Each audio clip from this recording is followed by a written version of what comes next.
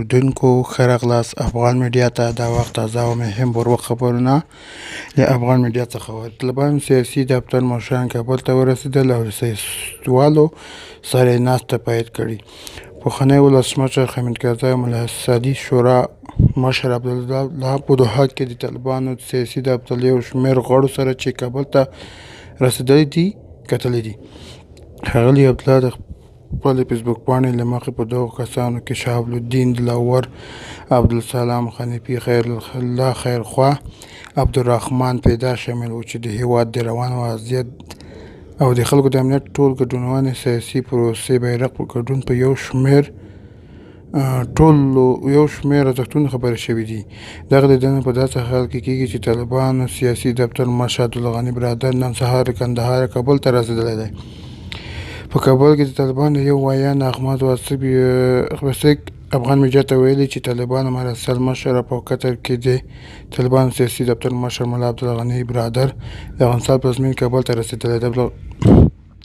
عبدالله غني برادر تر سه شنبه له قطر څخه کندهار ته ورسېد. په رپوټونو کې ویل شوي چې ملا برادر یوه پوځي الوتکه کې کابل ته رسېدلی دی.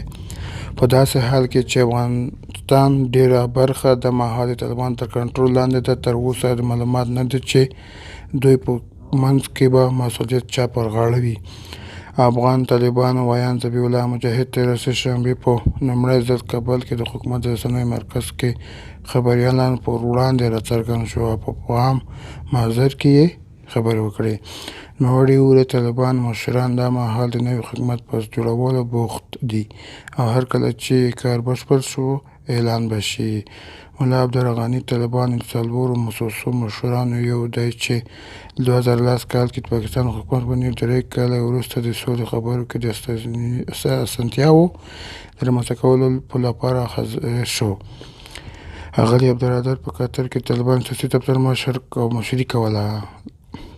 نقلا برادر له هغو کسانو یو دی چې د 1994 کال کې د 2015 د ملا محمد مت مشرۍ طالبان تحریک رامنځته کړ.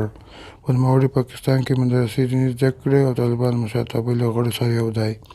په 2001 کال کې امریکا متحده ایالتونو په افغانستان کې د طالبانو پر حکومت بریدونه وکړل. ملا برادر د دفاع وزارت مرستیال و. نوموړي طالبانو حکومت له ړنګېدو وروسته طالبانو مشر وټاکل شو. ګرانو قدرمنو اورېدونکو دا و مهم تازه خبر له موږ سره.